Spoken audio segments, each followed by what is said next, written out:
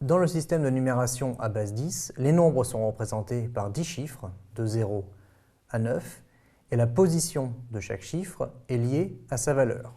Par exemple, si on prend le nombre 1243, eh bien tout chiffre à gauche d'un autre chiffre a une valeur 10 fois supérieure à celle du chiffre de droite. Par exemple, le 3 ici, c'est le chiffre des unités, donc qui représente 3.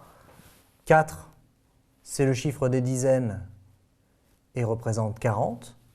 Parce qu'il est à gauche de 3, sa valeur est 10 fois supérieure. On passe des unités aux dizaines. De la même façon ici, le chiffre des centaines, eh bien 2 représente 200.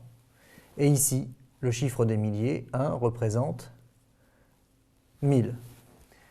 Et ce que ça veut dire, c'est que tout nombre peut être décomposé de la façon suivante, dans le système décimal.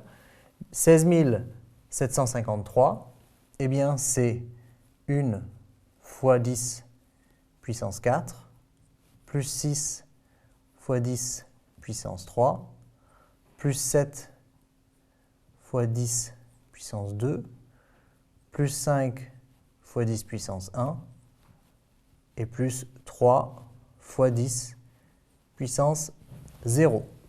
Et ça, c'est ce qu'on appelle la décomposition générique.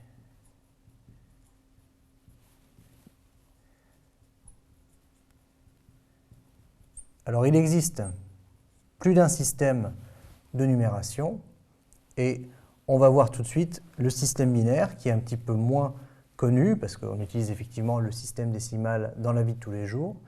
Mais on va voir que le système binaire est très pratique quand il s'agit de stocker ou de transmettre l'information.